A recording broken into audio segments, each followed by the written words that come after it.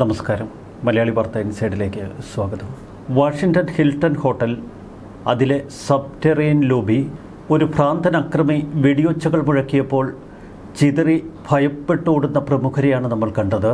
White House correspondence ഡിന്നറിനിടെ നടന്ന വെടിവയ്പ്, ആക്രമണം സംഭവിക്കുമ്പോൾ ട്രംപ് വേദിയിൽ. എന്താണ് സംഭവിച്ചതെന്നറിയാതെ മെലാനിയ ഉൾപ്പെടെയുള്ളവർ വേദിയിലെ തങ്ങളുടെ മേശയ്ക്കരികിലേക്ക് നീങ്ങുന്നു.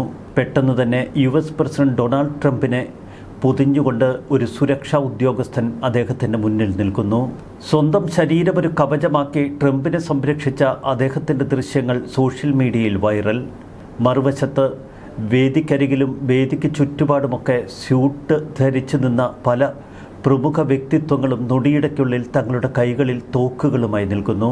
ഹിൽട്ടൺ ഹോട്ടലിലെ ബോൾഡ് റൂമിൽ മാത്രമല്ല, ബോൾഡ് റൂമിന് പുറത്തും ലോബിയിലുമൊക്കെ ചിതറി നിൽക്കുകയായിരുന്ന സുരക്ഷാ ഉദ്യോഗസ്ഥർ ഒരു നിമിഷം കൊണ്ട് അക്രമിയെ ഗൺ പോയിന്റിലാക്കുന്നു.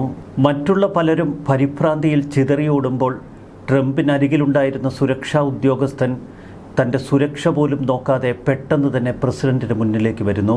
പ്രസിഡന്റ് മുന്നിൽ ചാടി വീണ് അദ്ദേഹത്തെ സുരക്ഷിത സ്ഥാനത്തേക്ക് മാറ്റുന്ന സുരക്ഷാ ഉദ്യോഗസ്ഥനെ നമ്മൾ കാണുന്നു.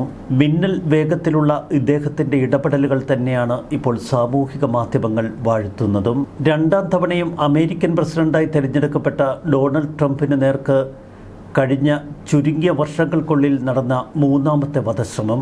31കാരനായ കോൾ അലൻ എന്നയാളാണ് അക്രമി. ഷോട്ട് ഗണ്ണും ഹാൻഡ് ഗണ്ണും മാരക ആയുധങ്ങളുമൊക്കെ കൈകളിൽ കരുതി ബോൾഡ് റൂമിലേക്ക് ഇരച്ചെത്താൻ ശ്രമിക്കുകയായിരുന്നു അക്രമി. സുരക്ഷാ വലയം ഭേദിക്കാൻ ശ്രമിച്ച ഇയാളെ സീക്രട്ട് സർവീസ് ഏജന്റുമാർ സാഹസികമായി കീഴടക്കി. അക്രമിയും സുരക്ഷാ ഉദ്യോഗസ്ഥരും തമ്മിലുള്ള വെടിവെപ്പിൽ ഒരു സീക്രട്ട് സർവീസ് ഏജന്റിന് വെടിയേറ്റു. എന്നാൽ അദ്ദേഹം ധരിച്ചിരുന്ന ബുള്ളറ്റ് പ്രൂഫ് ജാക്കറ്റ് ജീവൻ രക്ഷപ്പെടുത്തി.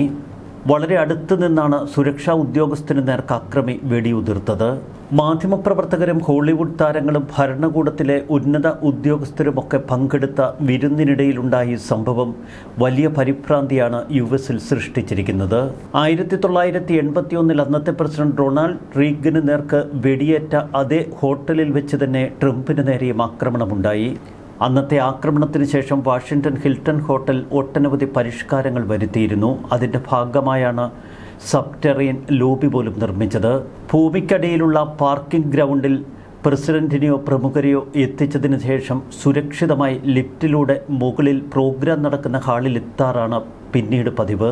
ഡൊണാൾഡ് ട്രംപിന് മാത്രമല്ല, മെലാനിയ ഉൾപ്പെടെ ട്രംപിനൊപ്പമുണ്ടായിരുന്ന പ്രമുഖർക്ക് കൃത്യമായ സുരക്ഷ ഒരുക്കിയത് US സീക്രട്ട് സർവീസ്.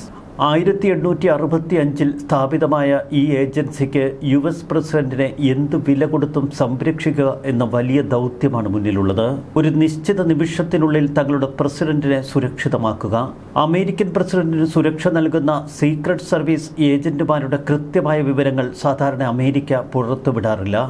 പ്രസിഡന്റിനെയും അദ്ദേഹത്തിന്റെ കുടുംബത്തെയും സംരക്ഷിക്കുന്നത് presidential protective division. Commander in ചീഫിനെ സുരക്ഷിതമാക്കുക എന്നതാണ് അവരുടെ പ്രഥമ ദൗത്യം. ഫെഡറൽ ഗവൺമെന്റിലെ ഏറ്റവും ഉയർന്ന പരിശീലനം ലഭിച്ച പ്രത്യേക ഏജൻസിയാണ് US സീക്രട്ട് സർവീസ്.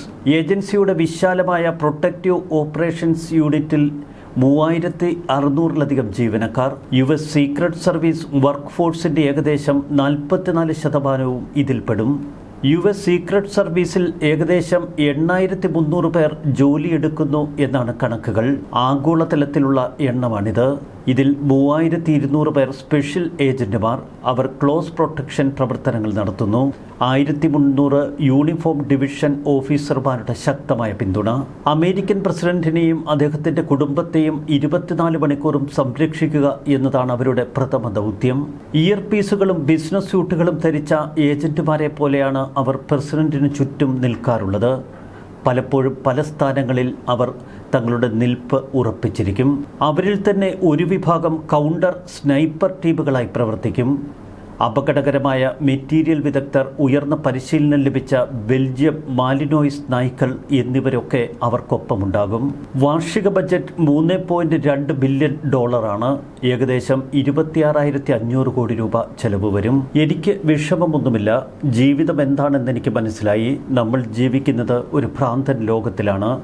ആക്രമണത്തിന് ശേഷം അമേരിക്കൻ പ്രസിഡന്റ് ട്രംപിൻ്റെ വാക്കുകൾ. US സീക്രട്ട് സർവീസ് കസ്റ്റഡിയിലെടുത്തത് 31-കാരനായ കോൾ തോമസ് അലനെ. ആക്രമണത്തെ ഭയാനകമെന്നാണ് വൈറ്റ് ഹൗസ് കറസ്പോണ്ടൻസ് അസോസിയേഷൻ വിശേഷിപ്പിച്ചത്. ആയിരക്കണക്കിന് അതിഥികളെ സംരക്ഷിച്ച US സീക്രട്ട് സർവീസിന് നന്ദി പറഞ്ഞു കറസ്പോണ്ടൻസ് ടീം. പ്രതിയുടെ കൈവശം ഒരു മാനിഫെസ്റ്റോ ഉണ്ടായിരുന്നുവെന്നാണ് ഇപ്പോൾ അന്വേഷണ ഉദ്യോഗസ്ഥർ പുറത്തുവിടുന്നത്. ഷാംപെയിൻ കോർക്കുകൾ പെട്ടെന്ന് പൊട്ടുന്നത് പോലെയുള്ള ശബ്ദമാണ് ആദ്യം കേട്ടത്. പിന്നീട് ട്രംപിനൊപ്പമുള്ളവർ അതൊരുപക്ഷെ ട്രെയിൽ നിന്ന് താഴെ വീണ പാത്രങ്ങളുടേതാവുമെന്ന് കരുതി. എന്നാൽ ഒന്നല്ല, ഏകദേശം 5 മുതൽ 8ഓളം വെടിയൊച്ചകൾ. ബാൾറൂമിന് തൊട്ടുപുറത്താണ് ഈ വെടിയൊച്ചകൾ മുഴങ്ങിയത്. ബോൾറൂമിൽ നിന്ന് അതിഥികൾ തുറന്നു കിടക്കുന്ന വാതിലിലേക്ക് നോക്കി. ചെക്ക് പോയിന്റിനപ്പുറം ഒരു ഭ്രാന്തൻ. സംഭവത്തിൽ അറസ്റ്റിലായ യുവാവിന്റെ വിവാദ മാനിഫെസ്റ്റോ ആണ് ഇപ്പോൾ പുറത്തു വന്നത്. ട്രംപ് ഭരണകൂടത്തിലെ ഉദ്യോഗസ്ഥരെ അലൻ ലക്ഷ്യം വെച്ചിരുന്നു. പ്രസിഡന്റ് ഡൊണാൾഡ് ട്രംപിനെതിരെ കടുത്ത ഭാഷയിലുള്ള ആരോപണങ്ങൾ ഇയാൾ മുഴക്കുന്നു തന്റെ മാനിഫെസ്റ്റോയിൽ. ഒരു ബാലപീഡകനും ബലാത്സംഗക്കാരനും രാജ്യദ്രോഹിയുമായ വ്യക്തിയുടെ കുറ്റകൃത്യങ്ങളിൽ തന്റെ കൈകളോടുകൂടി പങ്കാളിയാക്കാൻ താൻ ആഗ്രഹിക്കുന്നില്ല എന്നാണ് കോൾ അലൻ മാനിഫെസ്റ്റോയിൽ എഴുതിയിരിക്കുന്നത്. കുറിപ്പിൽ ഒരിടത്തും ട്രംപിന്റെ പേര് എടുത്തു പറയുന്നില്ല. എന്നാൽ സംഭവത്തിന് പിന്നാലെ CBS ചാനലിന് നൽകിയ അഭിമുഖത്തിൽ ട്രംപ് ആരോപണങ്ങൾ തള്ളിക്കളഞ്ഞു.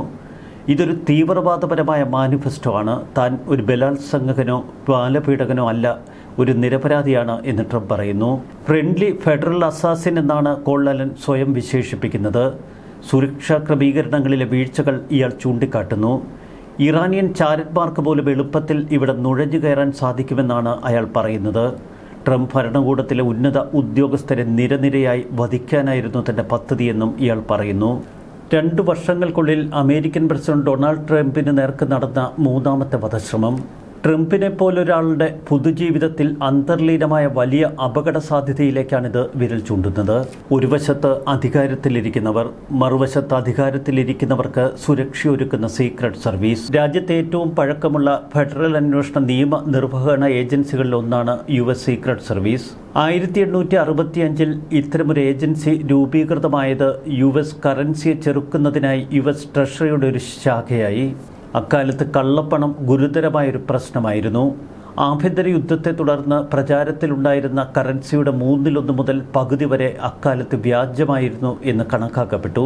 പിന്നീട് തിയഡോർ റൂസ്വെൽറ്റിന്റെ ഭരണകാലത്ത് പ്രസിഡന്റിന്റെ മുൻഗാമിയായ വില്യം മെക്കൻലിയുടെ കൊലപാതകത്തെ തുടർന്ന് പ്രസിഡന്റിനെ സംരക്ഷിക്കുന്നതിനുള്ള മുഴുവൻ സമയ ഉത്തരവാദിത്വം US സീക്രട്ട് സർവീസിന് നൽകുന്നു.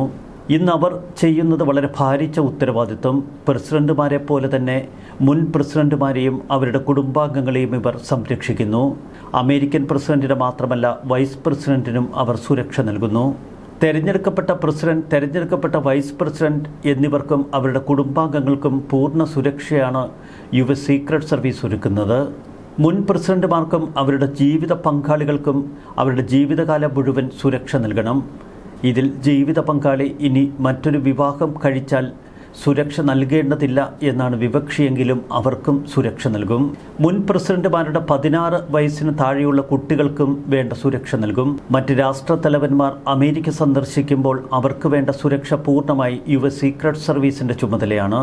അമേരിക്കൻ പ്രസിഡന്റോ വൈസ് പ്രസിഡന്റോ മറ്റ് രാജ്യങ്ങൾ സന്ദർശിക്കുമ്പോഴോ ആ രാജ്യത്തലവന്മാരുമായി കൂടിക്കാഴ്ച നടത്തുമ്പോഴോ പ്രസിഡന്റിനും വൈസ് പ്രസിഡന്റിനും വേണ്ട എല്ലാ സുരക്ഷാ ക്രമീകരണങ്ങളും മറ്റു രാജ്യങ്ങളിൽ ഇവർ ഏകോപിപ്പിക്കണം. പൊതുതെരഞ്ഞെടുപ്പിന് 120 ദിവസങ്ങൾക്ക് മുൻപ് പ്രധാന പ്രസിഡന്റ്, വൈസ് പ്രസിഡന്റ് സ്ഥാനാർത്ഥികൾ, അവരുടെ കുടുംബാംഗങ്ങൾ എന്നിവർക്കൊക്കെ പൂർണ്ണ സുരക്ഷ നൽകുക. US സീക്രട്ട് സർവീസ് ഏജന്റുമാർക്കുള്ള പരിശീലനം അത്ര ലളിതമല്ല, കഠിനവും ദൈർഘ്യമേറിയതുമാണ്. ഇതൊരു ഒഫീഷ്യൽ ജോലിയായി കരുതാൻ കഴിയില്ല. US സീക്രട്ട് സർവീസ് ഏജന്റിന്റെ ജോലി ഒരു ജീവിത ശൈലിയാണ്. രാജ്യത്തോടുള്ള സമർപ്പണമെന്ന പ്രതിജ്ഞ എടുത്തതിന് ശേഷമാണ് ഇവർ ഔദ്യോഗികമായി ജോലിയിൽ പ്രവേശിക്കുന്നത്.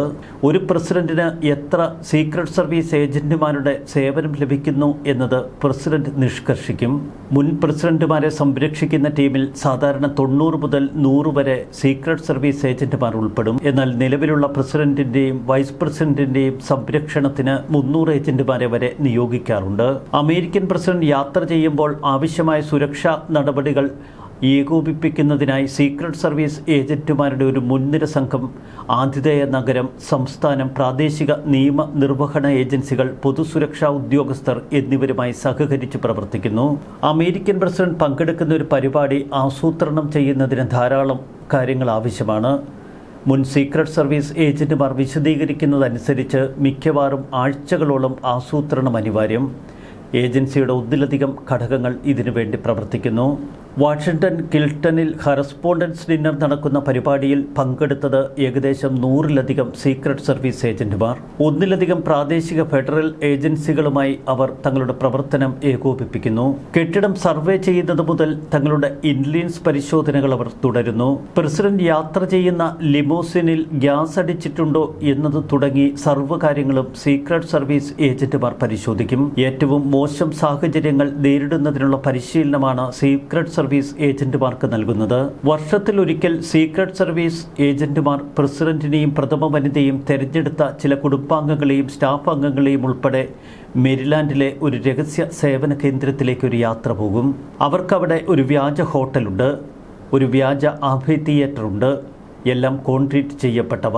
ഏറ്റവും മോശമായ സാഹചര്യങ്ങൾ ഒരുക്കി പ്രസിഡന്റിനും കുടുംബാംഗങ്ങൾക്കും അവർ വേണ്ട പരിശീലനം ഇത്തരമൊരു സന്ദർഭത്തിൽ നൽകും. ഡൊണാൾഡ് ട്രംപ് രണ്ടാമതും പ്രസിഡന്റായതിനു ശേഷം 2024 ജൂലൈയിൽ അദ്ദേഹത്തിനെതിരെ നടന്ന വധശ്രമം, അതിനുശേഷം സീക്രട്ട് സർവീസ് US പ്രസിഡന്റിന്റെ സംരക്ഷണം കൂടുതൽ ശക്തമാക്കി. ആ സംഭവങ്ങൾക്ക് ശേഷം പ്രസിഡന്റ് പങ്കെടുക്കുന്ന യോഗങ്ങൾക്ക് മുൻപ് പ്രദേശങ്ങൾ പരിശോധിക്കുന്നതിനായി ഡ്രോണുകളുടെ വലിയ ഉപയോഗം വിപുലീകരിച്ചു. സുരക്ഷാ ഏജന്റുമാരുടെ എണ്ണം വർദ്ധിപ്പിച്ചു. ഇവിടെയാണ് വൈറ്റ് ഹൗസ് കറസ്പോണ്ടൻസ് ഡിന്നറിലെ വെടിവെപ്പ് നടത്തിയ ഓൾബൈക്ടൈ ഗ്യാലയിലെ സുരക്ഷാ സംവിധാനങ്ങൾ ചോദ്യം ചെയ്യപ്പെടുന്നത്. ഒരു ദിവസം മുൻപ് തന്നെ അക്രമി ആ ഹോട്ടലിൽ റൂമെടുത്ത് ഇത്തരമൊരു സാഹചര്യം സൃഷ്ടിക്കാൻ കാത്തിരുന്നുവെന്നാണ് സീക്രട്ട് സർവീസ് ഏജന്റുമാർ പറയുന്നത്. ഓരോ സംഭവങ്ങൾക്ക് ശേഷവും തങ്ങളുടെ പ്രവർത്തന രീതി ഉടച്ചു വാർക്കുന്നവരാണ് സീക്രട്ട് സർവീസ് യൂണിറ്റ്. വെടിവെപ്പ് ഉണ്ടായതിന് തൊട്ടുപിന്നാലെ US പ്രസിഡന്റ് ഡൊണാൾഡ് ട്രംപിന് ചുറ്റും സീക്രട്ട് സർവീസ് ഉദ്യോഗസ്ഥർ നിരന്നു. ദയവായി അങ്ങ് താഴേക്കിറക്കണമെന്ന് അവർ ആവശ്യപ്പെട്ടു. US സീക്രട്ട് സർവീസ് ഏജന്റുമാരെ മഹത്തായ ആളുകൾ എന്നാണ് പിന്നീട് ട്രംപ് അഭിസംബോധന ചെയ്തത്. ബോൾ റൂമിലേക്ക് കടക്കുന്നതിന് മുൻപ് സീക്രട്ട് സർവീസ് ഏജന്റുമാർ ഒരുക്കിയ ഒരു ചെക്ക് പോയിന്റ് ഉണ്ട്. ഈ ചെക്ക് പോയിന്റ് കടക്കുന്നതിന് മുൻപ് തന്നെ അക്രമി വെടിയുതിർത്തിരുന്നു. അമേരിക്കൻ പ്രസിഡന്റ് ഡൊണാൾഡ് ട്രംപ് പങ്കെടുത്ത പരിപാടിയിൽ വെടിവെപ്പ് നടത്തിയ അക്രമിയെ ഇപ്പോൾ സീക്രട്ട് സർവീസ് ചോദ്യം ചെയ്തു വരികയാണ്. എന്നാൽ അതിലപ്പുറം സുരക്ഷാ വീഴ്ചകളും ചർച്ച ചെയ്യപ്പെടുന്നു. US സീക്രട്ട് സർവീസിൻ്റെ പ്രവർത്തനങ്ങൾ പലപ്പോഴും അത്ഭുതകരമായി നമുക്ക് തോന്നാം. എന്നാൽ ഈ വീഴ്ചകൾ അവരുടെ കണ്ണ് തുറപ്പിക്കട്ടെ. ന്യൂസ് ഡെസ്ക് മലയാളി വാർത്ത ഇൻസൈഡ്.